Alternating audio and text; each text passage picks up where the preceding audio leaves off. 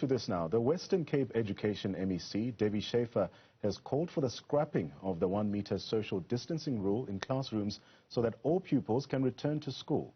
This week, the Basic Education Minister, Angie Motshekga, said rotational learning would continue because social distancing requirements were still in place. For more on this, I'm joined by education activist Hendrick, Makaneta, as well as Vanesa Leroux from the Western Cape Right to Education. A pleasure to have you both on the program. Vanesa, I'll start with you. Now, the Western Cape Education MEC has called for the scrapping of this 1 meter social distancing rule in primary school classrooms with the backing of Premier Alan Winde. Schäfer said only about 12% of schools could even cope with the current 1 meter rule. What's your view on the most appropriate measure at this point? Hi, Ntantla, and hi to your listeners. At this point, there's so many questions around this proposal of the MEC and the Premier that's backing her on this one. Because at the end of the day, Ntantla, the people that will suffer under this proposal is your poor communities. At this point, I think they're not really concerned about the education in itself, but we know each and every year they sit with a crisis where they can't place children. Last year, we headed to the Constitutional Court to force the department by June month, when thousands of learners were still not placed, to place these learners. And we know this is an act of PR where they want to say, we have performed so brilliant and we managed to place all these children. So irrespective of whether it's safe or whether it's quality education that will be given to these children, they want to place these children and force them all into one classroom so that they can show the world they have managed to do something. So for the sake of clarity, I just want to get a sense from you. You're saying the measures as they stand right now are appropriate? It's appropriate. At the end of the day, we are still in a pandemic. We must consider this. We are still in a pandemic. There are so many issues that face us as poor communities. So many challenges, and I said 2 days ago, it's disgusting that we are trading the one thing to put the other thing, to put our children in a disadvantaged position. Right. Because their argument is, oh, these children are missing on meals at the feeding scheme. How do you trade a meal for a quality education? Because at the end of the day, our children in our classrooms, schools, we are facing 50 to 60 children in one class under normal circumstances. Now they are facing with this issue of unplaced learners, and they actually want to bottle up that classroom. They want to force more children. And we are asking, why don't you build schools? Because this is the only way we're going to address this issue that we face every year. Instead, you're sending millions of rands back to Treasury that could have been applied to our schools and really build schools to address this issue. So we are asking, what are we doing here? Are we comfortable with gutter education for our children? Are we in a position where we say we are ready? Who's ready? Because at the end of the day, I'm saying this, and it might sound controversial or uncomfortable to many, but show me one white child that's not placed in this province. Just show me one white child. I've been in this field for about 10 years. I haven't encountered one white parent coming to me saying their children is not placed. So when are we going to balance the scale? It's okay to make these type of decisions on behalf of poor and black communities, but when are we going to tip the scales where we say, they say no, they don't see color. Yes, they see color. We see color if it's only a black parent that's confronted with these issues each and every year.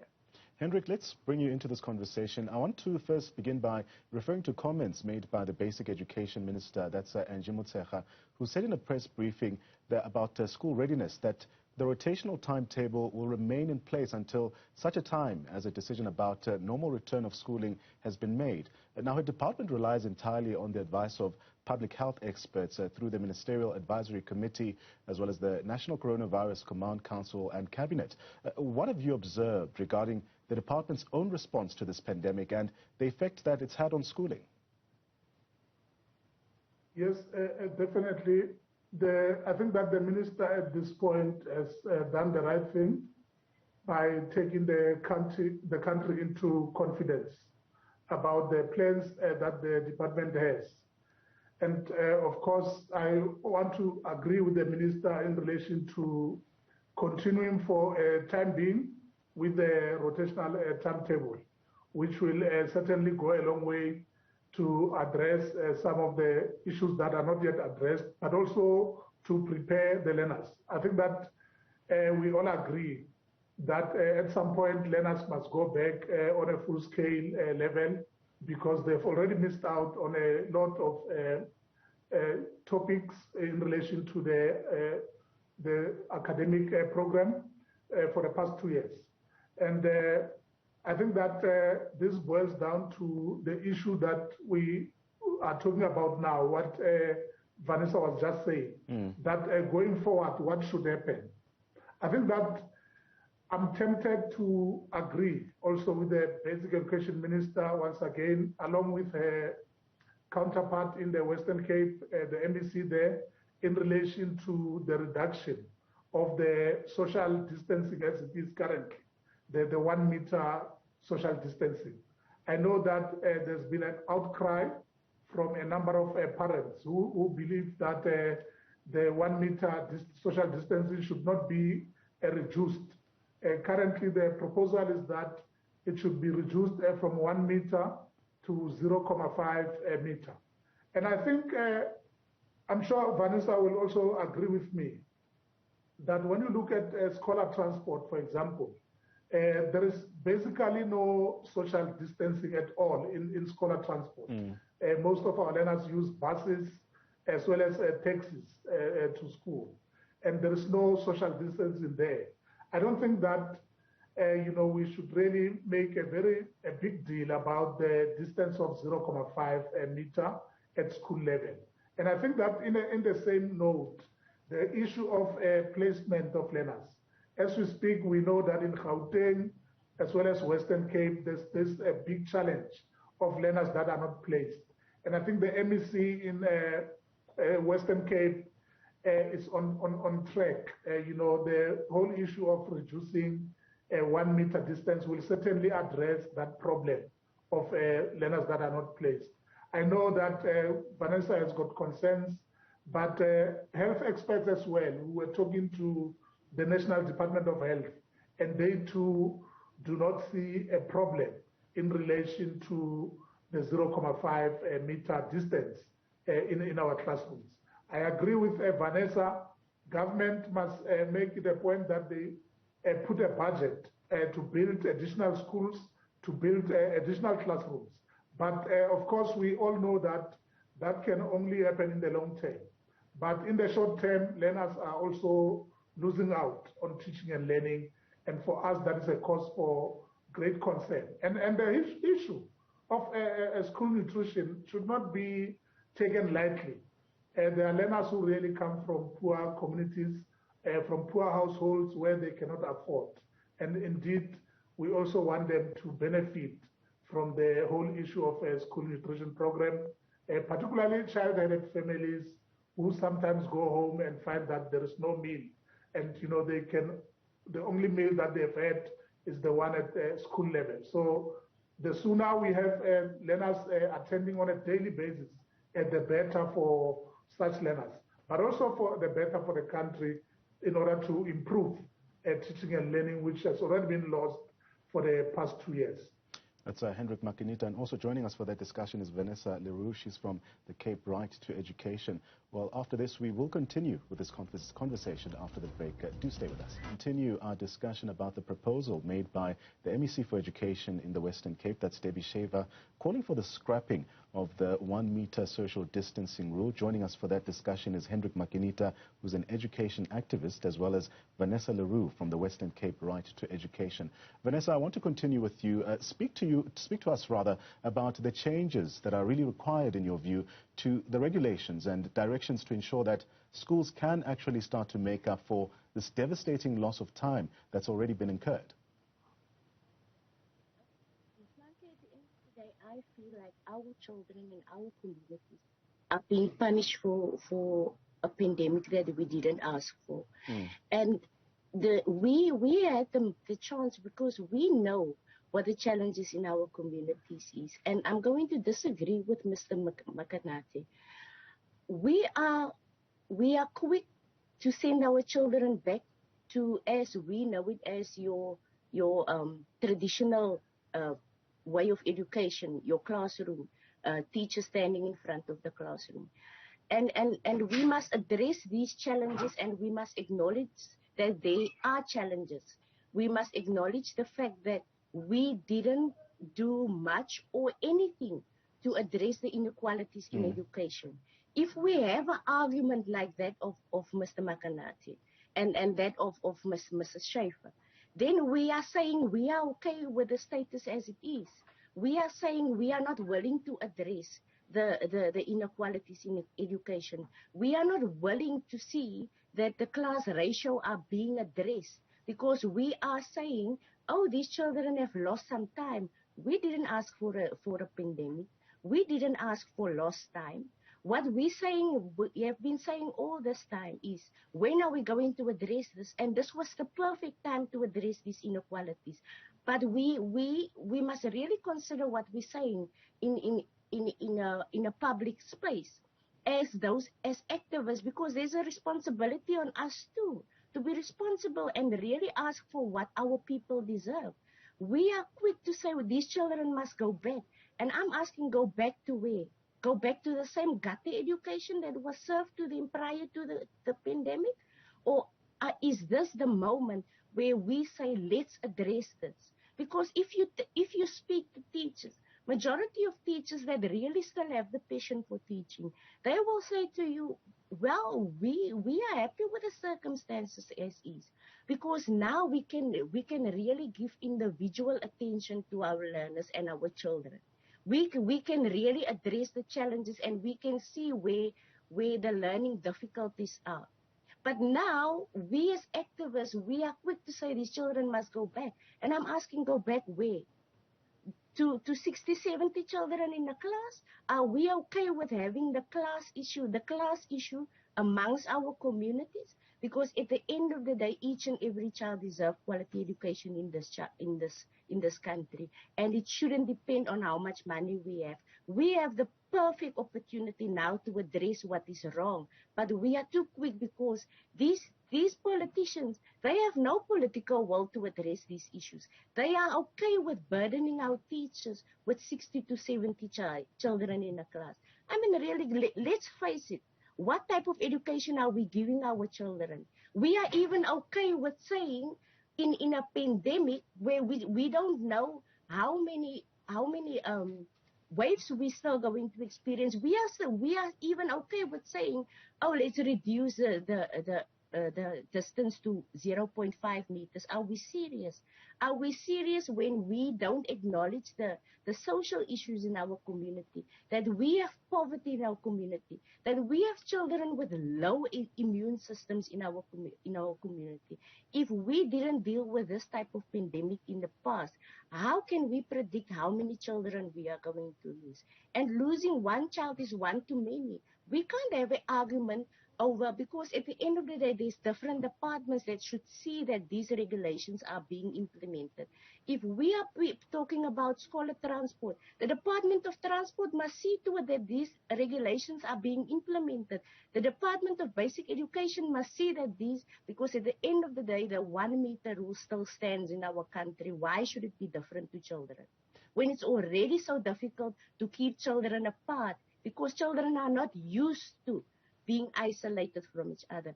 Why are we comfortable with making these demands and we don't think about our children? That's my question at the end of the day. Mr. Makaneta, you've heard Vanesa's question there, also highlighting some of the problems that we have in our schools, especially when we do have the normal programming model, where we have overcrowded classes at times. But surely the current model has also had a huge psychosocial impact on even our own learners. Give us your observations in this regard. Yes, indeed. Vanessa is correct. The pandemic has really assisted schools, in particularly township schools as well as rural schools, those that are overcrowded in the classroom, because they had to be reduced in relation to the regulations of social distancing. Now, whereas that is a good thing that we are observing that has happened, but we are also concerned about the high dropout rates in the system. You will recall that in the last 2 years, there are more children who dropped out of school than in previous years. We know that dropout rates are not a new phenomenon. You know, they did not occur for the first time during the pandemic. They've been there even before, but they've worsened during this past 2 years. And for us, that is another difficulty that we think government should address. And let me tell you, one of the reasons why learners drop out is the whole issue of attending once or twice a week. You know, we come into school on a Monday and on a Wednesday. And sometimes, you know, that actually, you know, is taking its toll on the learners, because by the time the learner come back for the additional lesson, or for, you know, he or she has already forgotten what was taught in the previous lesson.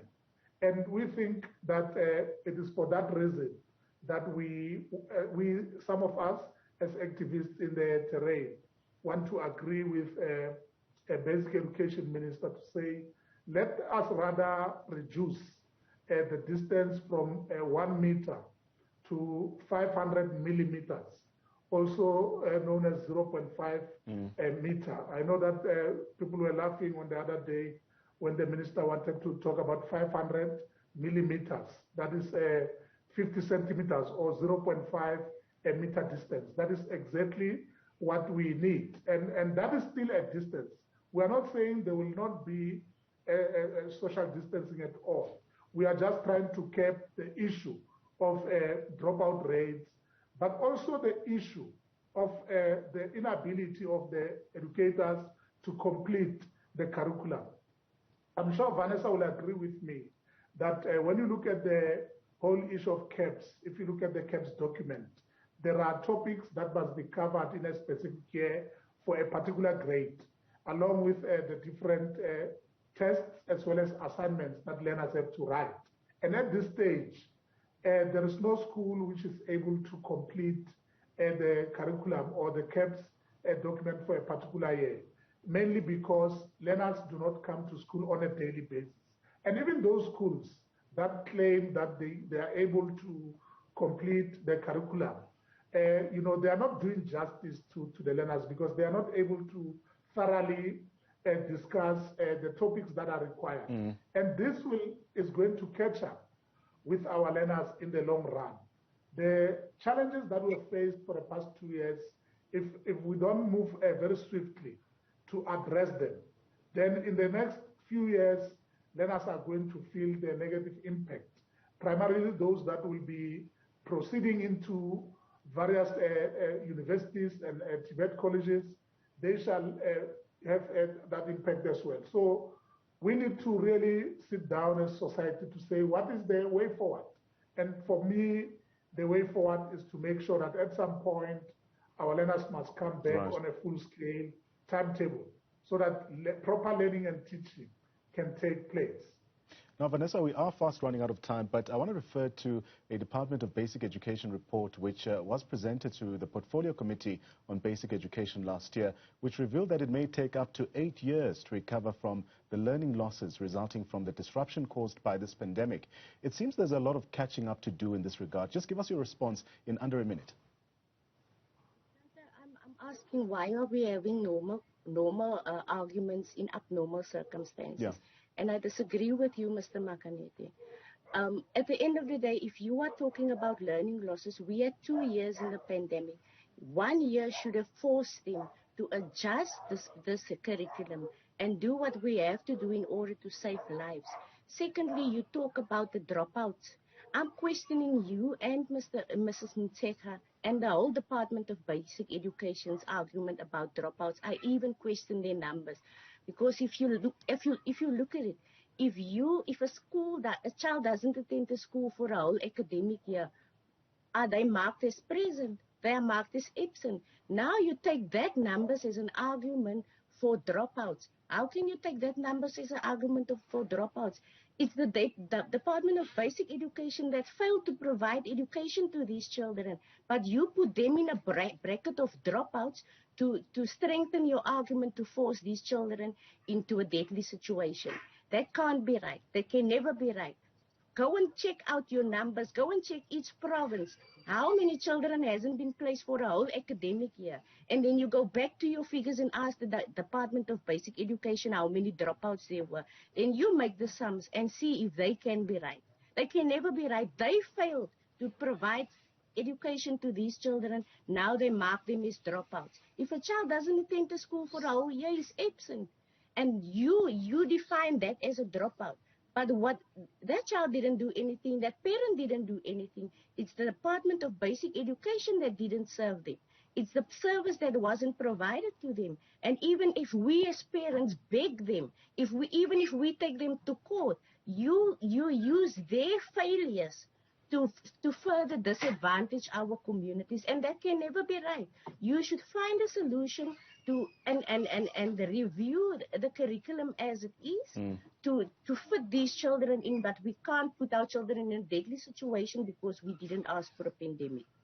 Well, unfortunately, that's all the time we have for this chat. That was Vanesa Leroux, the Western Cape from Western Cape Right to Education, as well as Hendrick Makaneta, who's an educational activist, speaking to us there about the proposal that has been made there by the Western Cape Education MEC, that's Debbie Schäfer, also calling for the scrapping of the 1 meter social distancing rule as it stands. Let's